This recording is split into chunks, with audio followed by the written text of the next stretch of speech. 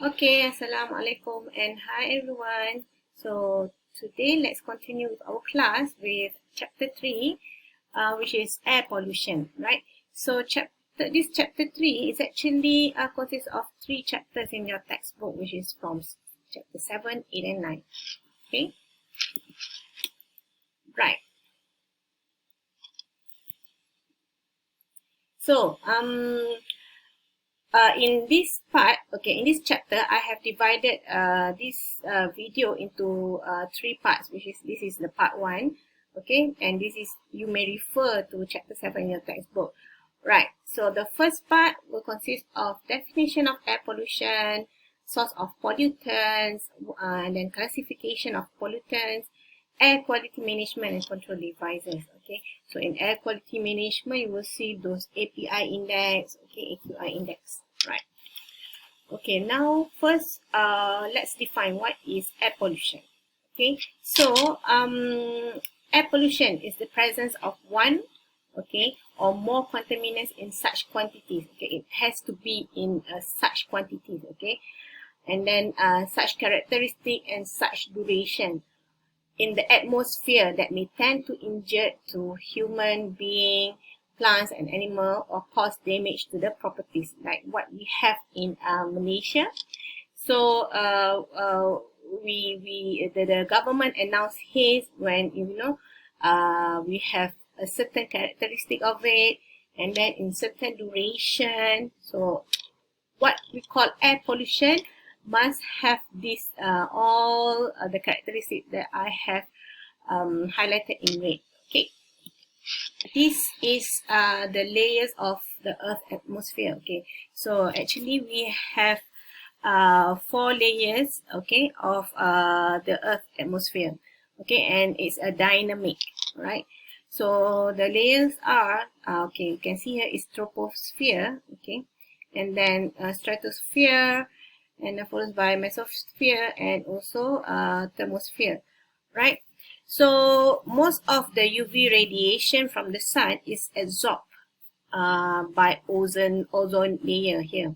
Okay, so actually the ozone layer is 17 to 26 kilometer above the sea level, so it's not that far from from the sea level. Okay, so that's why we need to take care of our ozone. Okay, right.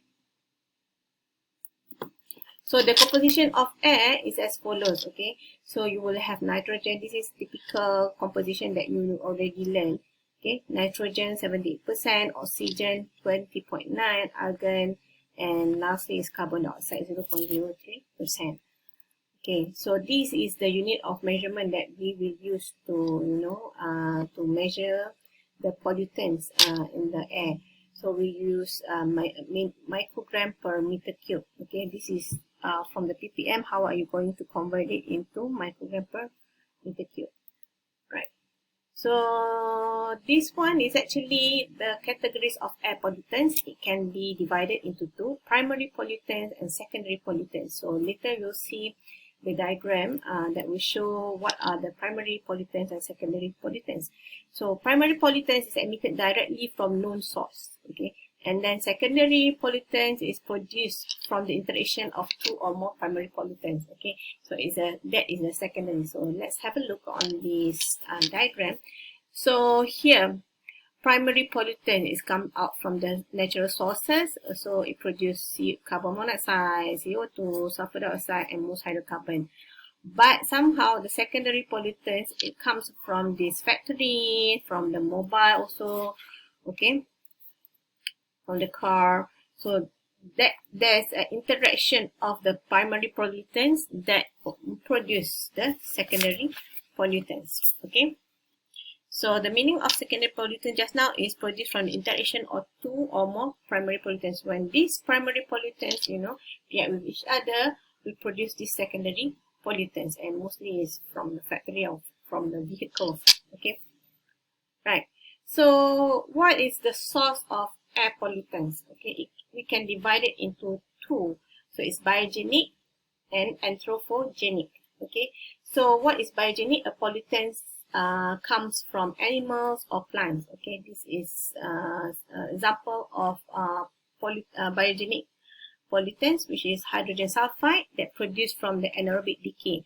So sometimes when your anaerobic digestion, especially those in, like for example, involve the waste in the landfill. So some of them have an aerobic digestion, so you can smell all the rotten egg. Okay, that is what we call it hydrogen sulfide, and then ammonia released from animal waste product, and also pollen, spores, and sea salts. Okay, that is example from biogenic pollutants. The second one is anthropogenic pollutants. The example is sulfur dioxide. Okay, and then nitric oxide produced from fossil fuel combustion, nitrogen dioxide from industrial. Okay, normally we'll see sulfur dioxide, SOx and NOx, okay, are produced from industry. And then particulate matter, so normally we use PM, okay, produced from open burning quarry and cement industry. Those when you go to the cement plant, you can see those small particle, that what we call it particulate matter. Okay, it's suspended on the in the air, right, which is not good for your health actually. Okay, so what are the classification of pollutants? Okay, so there are 5 general classifications of air pollutants, which are particulate matter, and then followed by carbon monoxide, SOx, sulfur dioxide, oxygen, oxides of nitrogen, which is NOx, and also finally hydrocarbon. Right. So from here, just now we go one by one, but I will emphasize more on particulate matter. So for the rest, carbon monoxide, SOx, NOx, and hydrocarbon, I need you to read from or refer to your textbook. Okay, so it's just some, general knowledge. Okay, so what is particulates? Okay, we can divide it into 3 characteristics: physical, chemical, and biological characteristic. If you look at what is particulate, okay, the first one based on the physical characteristic. Okay, the size is measured in micrometers, very small. Okay, it range from 0.01 to 100 micrometers. So you can refer to your textbook page 432, figure 7.3. So more than 50 micron can be seen with the eye. Less than 0.05, is almost nano micron, observed through an electron microscope. This is what we call using SEM, okay, scanning electron microscope. So mode of formation is through solid and liquid. Normally, if solid is the examples are dust, fly ash, smoke, fume. Okay, this is what we call particulates physical characteristic. And then liquid also can produce this particulate through mist and spray. Right? So, how would you like to determine the settling velocities of particulates in air? It's very important. If you want to, treat your air pollutant, okay, so you have to know what is the terminal velocity of your particulate. It was suspended in the air. So this is what we call, I think last time we already knew this formula. It is called Stokes formula. So you would implement again, but this time is for air pollution. Okay, it's slightly different.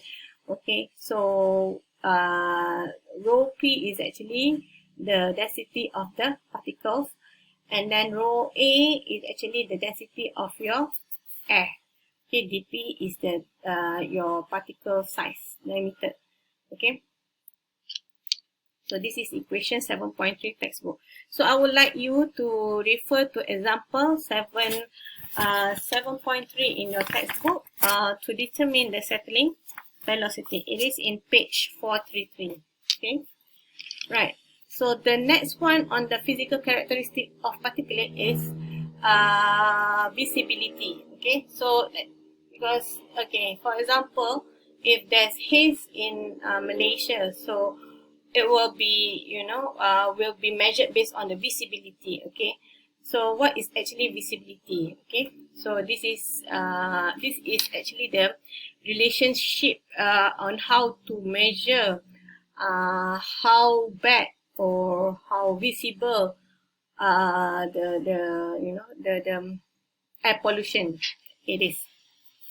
So V is the visibility in kilometer, right? So density is density of particle. R is particle radius in micrometer. K is scattering area ratio.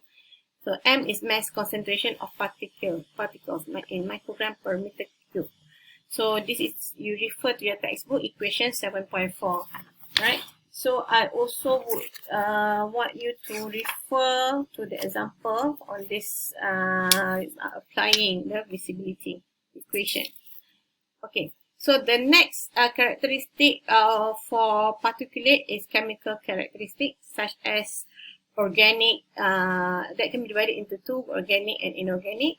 So phenol, organic acid, and alcohol is the example, whereas and then nitrate, sulfates, ion, lead, zinc, the example of inorganic. And then the final characteristic of those particulate is biological characteristic. So it could be from protozoa, bacteria, fungi, pollens, and algae. This kind of if this kind of biological things that exist in the air, it will only survive for a short time because it is lack of nutrients and because of they cannot resist the UV.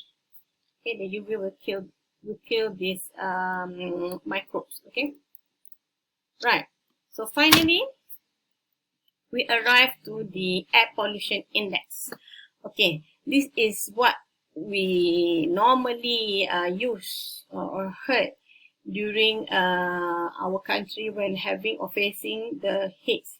Okay, so API stands for air pollution index. Okay, sometimes we also in other countries we use it air quality index. So what is this index? Okay, so you need to know how to what is this reading meant. Okay, so both were developed as a simple, this API and AQI is developed as a simple way of indicating how bad the air is at a given moment. Okay, so it has already a standard measurement, standard reading. Okay, so the API and AQI is based on this pollutants listed here, which is sulfur dioxide, okay, nitrogen dioxide, suspended particulate, which is PM10, carbon monoxide, and ozone. So these are the material or the components or pollutants actually that will be measured in the API or AQI. So if you look at the diagram here, it is actually an individual pollutant like listed here, okay, giving the index of how what is the maximum, what is the minimum that can be used, and then only it will be used to be included in the API. Okay, some countries may also include hydrogen sulfide and heavy metals such as lead and mercury, because lead comes from some vehicles and then some from the industrial side. Okay, so this is the example of API. So you can see here the category. If it's this is a standard color used in the API. So good is 0 to 50, moderate, and then unhealthy for sensitive group. Okay, so you need to know this, this color, this range. Let's say given the condition is in yellow or in the moderate category. So what should you do as as a human in order to to face this kind of standard range? Let's say that is moderate. Okay, so let's say this one is in the used in Malaysia because in Malay. Okay, macam let's say 51 to 100 sederhana, so quality udara boleh diterima, so it will allow to have physical activities at outside, something like that. Okay, so this is another example. So I think that's it for this part 1 for this chapter 3. So we'll see you on part 2 on the next video. Thank you.